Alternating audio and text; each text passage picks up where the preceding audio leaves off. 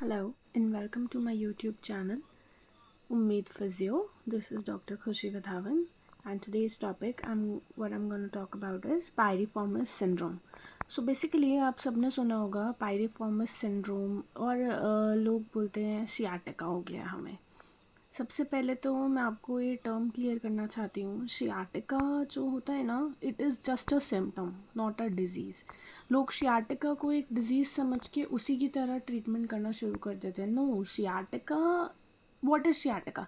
Sciatica is basically हमारी एक nerve होती है, शियाटिक नर्व, जो हमारे लोअर लिम्ब में, हमारे पैरों में होती है. एंड उसके अलोंग, मतलब जहाँ जहाँ वो नर्व जा रही है उस जगह पे पेन आना इज शियाटिका. तो अब वो नर्व का जो पेन आ रहा है वो बहुत अलग अलग तरीक़ों से भी आ सकता है, बहुत अलग अलग कॉजेज़ से आ सकता है. और पायरिफॉर्मिस सिंड्रोम एक उसका कॉज है जिससे हमें शियाटिका का पेन आता है. So what is piriformis syndrome? Piriformis हमारी एक मसल का नाम है, to be more exact. And piriformis syndrome हमें उस मसल की वजह से पेन आ रहा है. So I am gonna present you with notes which is piriformis syndrome basically है क्या, एक मस्कुलोस्केलेटल कंडीशन है जिससे हमारे बटक्स में, हमारी लोअर बैक में और टिल हमारे फुट तक पेन आ सकता है. इसको हम डीप ग्लूटियल सिंड्रोम भी बोलते हैं, एक्स्ट्रा स्पाइनल शियाटिका भी बोलते हैं एंड वॉलेट न्यूराइटिस भी बोलते हैं. Moving on. सो पायरिफॉर्मिस जो है एक क्लिनिकल कंडीशन है जिसमें, as I told you before, हमारी सियाटिक नर्व जो है दब जाती है. कहाँ पे दबती है? इस्चियल ट्यूबरोसिटी के लेवल पे. इसको पेरिफेरल न्यूराइटिस भी बोला जाता है सियाटिका नर्व का. सबसे पहले हम देखते हैं पायरिफॉर्मिस मसल क्या है हमारी. ओके, पायरिफॉर्मिस मसल हमारी ये होती है, ये हमारा जो है, this is our hip structure and this is our hip bone, femur. ठीक है ना, this is the hip joint. तो हमारी जो पायरिफॉर्मिस मसल होती है वो हमारी ये लो बैक एरिया है. हमारे लो बैक एरिया से हमारी जो थाई बोन होती है, हेड ऑफ फीमर तक जाता है. ठीक है ना. तो ये ओरिजिनेट कहाँ से होता है? यहाँ पे मैंने ओरिजिन, इंसर्शन, नर्व सप्लाई और एक्शन लिखा हुआ है पायरिफॉर्मिस मसल का. Anterior surface of sacrum between S2 and S4 and gluteal surface of ilium near PSIS. हमारी ये ग्रीन कलर से मैंने शियाटिक नर्व दिखाई है. तो अगर हम इसको देखें, हम आगे से, ये मेरा एंटीरियर व्यू है, आगे से व्यू देख रहे हैं हम हिप का. तो हमारी ये जो मसल है ये हमारी बैकबोन से लेके अपर थाई बोन में अटैच होती है. तो ये हमारी बीच में इस एरिया से पास होती है, इसके पीछे से जा रही है. ठीक है ना. और शियाटिक नर्व भी हमारी इसके अंदर से जाती है. जो हमारी शियाटिक नर्व जो है यहाँ पे, इस जगह पे हमारी दब जाती है इस मसल, पायरिफॉर्मिस मसल के बीच में. ठीक है ना. सो इस्चियम के बीच में और पायरिफॉर्मिस मसल के बीच में हमारी ये शियाटिक नर्व जो है दब जाती है. तो इससे आगे हमारी शियाटिक नर्व में पेन आना शुरू हो जाता है. ये सबसे सिंपलेस्ट एक्सप्लेनेशन है which I could think of piriformis syndrome का. शियाटिक नर्व के इस रीजन में दबने की वजह से ये हमारा बटॉक्स का रीजन आता है. और पायरिफॉर्मिस मसल का एक्शन क्या होता है? हमारा हिप का एक्सटर्नल रोटेशन कराना, थाई का एबडक्शन कराना फ्लेक्स्ड हिप में. ठीक है ना. जब हमारा हिप जो है फ्लेक्स्ड होता है उसमें हमारा एबडक्शन कराना और हिप का एक्सटर्नल रोटेशन कराना, ये पायरिफॉर्मिस का मसल का एक्शन होता है. तो ये एक्शन हमें मेन याद होना चाहिए इसको आगे पढ़ने के लिए. अच्छा, ओके. एटियोलॉजी यानी कि कॉज. पायरिफॉर्मिस का कॉज क्या हो सकता है? जैसे ट्रॉमा, हमें कोई चोट लग गई. Taxi drivers, office workers, bike Riders, ये जो होते हैं बहुत लॉन्ग समय तक बैठे रहते हैं, सिटिंग प्रोलॉन्ग्ड होती है इनकी, इसलिए ये भी एक कॉज हो सकता है. दो टाइप्स के पायरिफॉर्मिस सिंड्रोम हो सकते हैं, primary syndrome and secondary syndrome. तो इसमें डिफरेंस क्या है? बेसिकली प्राइमरी सिंड्रोम जो है हमारा एनाटॉमिकल कॉज उसका रहता है, जैसे कि पायरिफॉर्मिस मसल स्प्लिट हो गई है या शियाटिक नर्व स्प्लिट हो गई है. ठीक है ना. एनाटॉमिकल यानी कि हमारे स्ट्रक्चर्स से रिलेटेड, मसल से रिलेटेड हो गया या बोन से रिलेटेड हो गया. And secondary piriformis syndrome precipitating causes की वजह से होता है। प्रेसिपिटेटिंग कॉजेज़ यानी कि एनाटॉमिकल से हटके और कॉजेज़ क्या हो सकते हैं, जैसे कि ट्रॉमा हो गया, वही चोट लग गई, मसल स्पैज़म हो गया, इस्चमिक लोकल इस्चीमिया हो रहा है हमें, उन चीज़ों से। Moving on to clinical presentations. तो अब जब पेशेंट आएगा, क्लिनिकल प्रेजेंटेशन क्या होती है बेसिकली, कि आपके पास पेशेंट क्या लेके आता है। तो अगर आपके पास पेशेंट आता है तो पेशेंट को क्या होगा, परसिस्टेंट लो बैक पेन होगा, LBP short for low back pain. Chronic buttock pain भी होगा, उसको लो बैक पेन के साथ साथ उसके बट एरिया में भी पेन आएगा।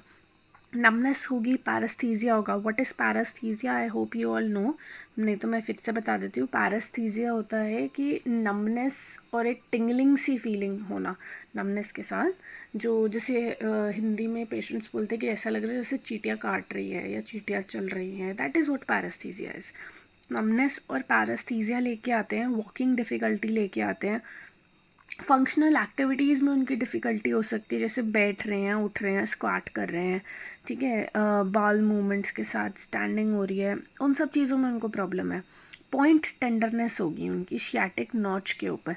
अगर आप उनका टेंडरनेस पाल्पेट करोगे अपने हाथ से ऐसे करके, अगर आप पाल्पेट करोगे विद 2 फिंगर्स, तो उनको जो पॉइंट टेंडरनेस होगी ना, एग्जैक्टली शियाटिक नॉच पे होगी। दैट इज़ आपका बटक रीजन में जो हमारा शियाटिक नॉच है वहाँ पे होगी। स्वेलिंग हो जाती है लेग्स में कभी कभी, ज़रूरी नहीं है हमेशा हर केस में ही स्वेलिंग हो।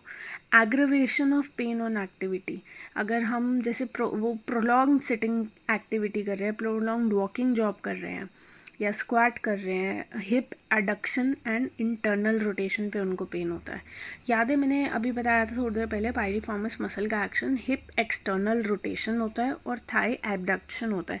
तो इनको पेन किस में आ रहा है, एडक्शन में आ रहा है और इंटरनल रोटेशन में आ रहा है, अपोजिट उसके, ठीक है ना। और लिम्प प्रेजेंट हो सकता है वॉकिंग पे, ज़रूरी नहीं है हमेशा ये हो। लिम्प यानी कि थोड़ा सा लंगड़ापन ठीक से ना चलने की वजह से, ज़रूरी नहीं है हमेशा हो लिम्प, लेकिन might be possible. This part is for the physios who are gonna write in their exams. तो अगर आपको एग्ज़ाम में पेशेंट का असेसमेंट बनाना है या जनरली भी पेशेंट का असेसमेंट बनाना है, तो फिजियोथेरेपिस्ट पेशेंट का असेसमेंट कैसे बनाएंगे, ये वो पार्ट है। एग्जामिनेशन में क्या करेंगे, सबसे पहले डेमोग्राफिक डाटा लेते हैं, नेम, एज, जेंडर। जेंडर में फीमेल्स जो है वो ज़्यादा प्रोन होती हैं। ऑक्यूपेशन जैसे प्रोलॉन्ग सिटिंग, बाइक राइडर्स आ गए, ऑफिस वर्कर्स आ गए। उसके बाद आपका हिस्ट्री लेते हैं हम पेशेंट की, प्रेजेंट ट्रॉमा, उनकी प्रेजेंट प्रॉब्लम क्या है, कोई पास्ट प्रॉब्लम तो नहीं है, प्रीवियस कोई ट्रीटमेंट अगर लिया है या लैब टेस्ट लिए, वो सब देखेंगे। चीफ कंप्लेंट्स में as I told you buttock और लो बैक पेन रहता है उनका, वॉकिंग डिफ़िकल्टी रहता है, नमनेस और टिंगलिंग सेंसेशंस आती हैं, ठीक है ना। ऑब्जर्वेशन में आ जाएगा उनका gluteal atrophy, shortening of the limb, that is very rare, shortening of the limb is very rare but it might be present. और क्रॉनिक केसेस में हाइपरट्रॉफी हो सकती है, लिम्प के साथ वॉक करते हैं। अगर आप पाल्पेट करते हो तो सेंसिटिविटी रिपोर्ट करता है पेशेंट ग्रेटर शियाटिक नॉच का SI जॉइंट के आसपास, ठीक है ना। पायरिफॉर्मिस की मसल बेली जहाँ हम पाल्पेट कर सकते हैं वहाँ पे डीप पाल्पेशन से मसल स्पैज़म भी detect. Now comes the most important part which is assessment. What is assessment, how do we assess कि हाँ ये पायरिफॉर्मिस सिंड्रोम ही है। सबसे पहले हम देख सकते हैं कि पेस साइन होगा। पेस साइन क्या होता है, हमारा पेन और वीकनेस होती है अगर हम एबडक्शन कराते हैं और एक्सटर्नल रोटेशन कराते हैं, राइट। पायरिफॉर्मिस मसल का फंक्शन क्या था, abduction plus external rotation, right. तो पेस साइन क्या होगा, ये पेन और वीकनेस दिखाएगा एबडक्शन में और एक्सटर्नल रोटेशन में, सीधा उसके एक्शन पे, ठीक है ना। फिर SLR जो कराते हैं हम, पैसिव SLR पॉजिटिव होता है पेशेंट का। पैसिव SLR मतलब SLR is straight leg raise test, जो हम पेशेंट को सुपाइन में लटाते हैं। सुपाइन में फिजियोथेरेपिस्ट जो है खुद पेशेंट का लेग स्ट्रेट, नी स्ट्रेट रख के रेस करता है अपने आप, फिजियोथेरेपिस्ट करता है। तो उसमें पेशेंट को पेन आना इस पॉजिटिव SLR टेस्ट। उसके बाद पायरिफॉर्मिस का मेन टेस्ट क्या रहता है, पायरिफॉर्मिस टेस्ट। ये पेशेंट जो है हमारा, if you can see the figure side line में है, फिजियोथेरेपी उसका नी फ्लेक्स रहता है, फिजियोथेरेपिस्ट उसके नी पे हाथ रखता है और एक इस्चियल साइड पे हाथ रखता है, side line with neck upper most. Patient जो है फ्लेक्स करता है हिप 60 डिग्री फ्लेक्शन पे, और नी भी फ्लेक्स रहता है 90 डिग्रीज। एक हाथ से फिजियोथेरेपिस्ट इसको स्टेबलाइज करेगा, ये हमारा स्टेबलाइजिंग हैंड होता है, और नी पे प्रेशर डाउनवर्ड की तरफ पुश करता है, ठीक है ना। जब डाउनवर्ड पुश करेगा तो पेशेंट को जो है पेन एक्सपीरियंस होगा, और जो उसके सिम्टम्स आ रहे थे ना, नमनेस, टिंगलिंग सेंसेशन, वो सब उसको दोबारा आएंगे। और पेशेंट की tiredness, this is also known as flair test या piriformis test. Flexion, adduction plus internal rotation, इसलिए इसको फ्लेयर टेस्ट बोलते हैं कि हमारा हिप एंड नी फ्लेक्शन हो रहा है, एडक्ट हो रहा है हमारा लिम्ब, और इंटरनली रोटेट कर रहे हैं हम प्रेशर लगा के अपने हाथ से। फिर उसके बाद एक एक्टिव एबडक्शन टेस्ट बहुत इंपॉर्टेंट है हमारा। एक्टिव एबडक्शन टेस्ट में क्या होता है, पेशेंट जो है साइड लाइन पे होता है, नॉन सिम्टोमेटिक साइड लाइन पे होता है, और एबडक्ट करता है अपनी लेग को नी स्ट्रेट करके, ठीक है ना। नॉर्मल हिप एबडक्शन करता है 45 डिग्रीज़ के। अगर उस एबनॉर्मल कब आता है, इसको हम डिफ्रेंशिएट कर सकते हैं। अगर हिप एबडक्शन के साथ वो साथ में अपने आप ही फ्लेक्शन में चला जाता है उसका थोड़ा सा पैर, तो हम कह सकते हैं कि TFL यानी कि टेंसर फेशियल लाटे की शॉर्टनिंग है। और अगर उसका लेग जो है एक्सटर्नल रोटेट हो जाता है तो हम कह सकते हैं पायरिफॉर्मिस की शॉर्टनिंग है। और हिप हाइकिंग होता है, अगर जब पेशेंट एबडक्ट करना शुरू करता है उस टाइम हिप हाइकिंग हो जाता है, तो QL की ओवर एक्टिविटी या शॉर्टनिंग हम कह सकते हैं। QL इज क्वाड्रेटस लंबोरम की शॉर्टनिंग बोल सकते हैं। तो ये हमारा मेन डिफरेंशिएशन हम इसके बेसिस पे ऑब्जर्व करके कर सकते हैं। यही अगर हम रेडियोग्राफी की बात करें तो रेडियोग्राफी की जो स्टडीज़ हैं वो पायरिफॉर्मिस सिंड्रोम बहुत लिमिटेड देती है। जैसे बट अगर हम पेल्विस हिप्स का लेटरल व्यूज़ लेते हैं या CT या MRI करवाते हैं लुम्बर स्पाइन का, बाकी पैथोलॉजी जो है रूल आउट करने के लिए कर सकते हैं। जैसे कि अगर उसको लुम्बर स्पाइन की या PIVD की वजह से sciatica के सिम्टम्स तो नहीं आ रहे, ज़रूरी नहीं है। हम आप इसको डिफ्रेंशिएट कैसे करोगे कि उसको लुम्बर स्पाइन या PIVD जो हुआ है प्रोलैप्स इंटरवर्टेब्रल डिस्क, उसकी वजह से भी उसको sciatica के सिम्टम्स आ सकते हैं। तो sciatica का सिम्टम PIVD की वजह से आ रहा है या पायरिफॉर्मिस सिंड्रोम की वजह से आ रहा है, इसको देखने के लिए आप उसकी लुम्बर स्पाइन का एक्सरे या MRI करवा सकते हो। एक्सरे में तो वैसे बोन्स दिखती हैं, बोन्स पर ज़्यादा फोकस होता है। If you wanna get in touch with disc, MRI would be a more better option. तो उसका लुम्बर स्पाइन इससे रूल आउट हो जाएगा, then you would be perfect 100% sure कि हाँ उसको पायरिफॉर्मिस से ही आ रहा है। Moving on to the management part, medical management अगर देखा जाए पायरिफॉर्मिस सिंड्रोम का, तो उसको NSAIDs देते हैं, non steroidal anti inflammatory drugs, या मसल रिलैक्सेंट्स दे सकते हैं, ठीक है। न्यूरोपैथिक पेन मॉडिफिकेशन के लिए दे सकते हैं लोकल एनेस्थीसिया, या स्टीरॉइड्स भी दे सकते हैं, स्टीरॉइड्स इंजेक्शन। सर्जिकल रिलीज करवा सकते हैं पायरिफॉर्मिस टेंडन का, ताकि जो नर्व है हमारी नर्व से प्रेशर हट जाए। तो ये हमारे मेडिकल का एक ओवरव्यू हमें पता होना चाहिए। उसके बाद PT मैनेजमेंट, सबसे पहले हमारा एम क्या रहता है PT मैनेजमेंट का, हिप की एक्सटेंसर्स की हमें स्ट्रेंथनिंग करानी है, एबडक्टर्स और एक्सटर्नल रोटेशन की भी स्ट्रेंथनिंग करानी है, ठीक है। एबडक्शन और इंटरनल रोटेशन पायरिफॉर्मिस का सिंड्रोम वो था एक्शन, तो हमें पायरिफॉर्मिस की स्ट्रेंथनिंग करानी है, प्लस हिप एक्सटेंसर्स की भी स्ट्रेंथनिंग करानी है, क्योंकि डीप ग्लूटियल मसल ही तो है piriformis. Correction of faulty posture, अगर पेशेंट जो है फॉल्टी पोस्चर्स पे है तो हमें उसके पोस्चर करेक्ट करना इज़ वेरी इंपॉर्टेंट। पेन और इन्फ्लामेशन कम करना है, रेंज ऑफ मोशन बढ़ाना है, और उसका proper ADLs activity of daily living पे फुल स्ट्रेंथ के साथ वापस भेजना है।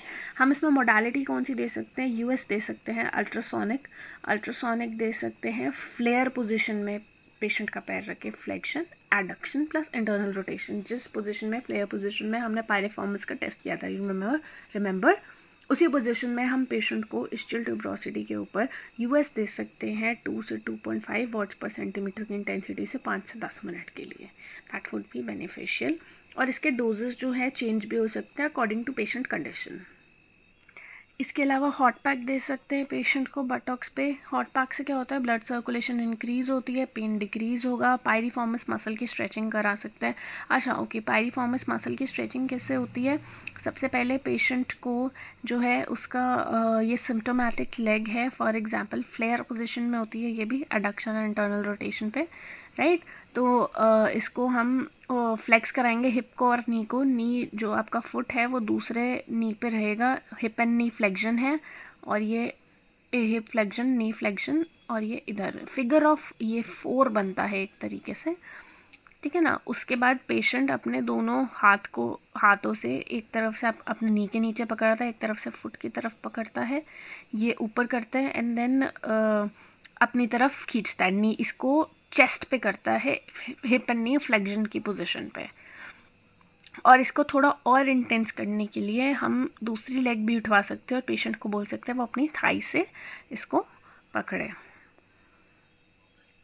इसके अलावा हम प्रोन स्ट्रेचिंग दे सकते हैं। प्रोन स्ट्रेचिंग फिजियोथेरेपिस्ट देता है। पेशेंट जो है प्रोन में लेटा होगा, उसके दोनों इस तरीके से अगर हम देखें प्रोन में लेटा है, उसके हमने ये दोनों नीज़ जो है बेंड करवाए हैं, फ्लेक्स करवाए हैं, और पेशेंट ने दोनों नीज़ के अंदर की तरफ मीडियल साइड पे हाथ रख के उसको दो तरफ से ऐसे प्रेस कर रहा है, एक तरफ से इधर से और एक तरफ से इधर से प्रेस कर रहा है। मैं एक वीडियो आगे इसकी पायरिफॉर्मिस स्ट्रेचिंग की नेक्स्ट वीडियो में बताऊंगी, और पायरिफॉर्मिस का असेसमेंट भी I will show you guys in the next coming video. Assessment and stretching हम मैनुअली कैसे करते हैं। उसके बाद जिसको सीटेड पोजीशन में कर सकते हैं। सीटेड पोजीशन में भी सेम फिगर ऑफ 4 बनेगा। एक पैर नीचे चेयर पे, एक पैर उसका फ्लेक्स करा के नी इसके ऊपर रखवाते हैं, एंड देन जो पेशेंट है अपने फ्लेक्स नी के ऊपर ऐसे प्रेशर डाउन करता है। उसके बाद है हिप मूवमेंट की भी री एजुकेशन कराते हैं अलग अलग पोजीशंस में, और स्ट्रेंथनिंग कराते हैं। That is all about the piriformis syndrome. I hope you guys like it. Don't forget to subscribe, comment and like.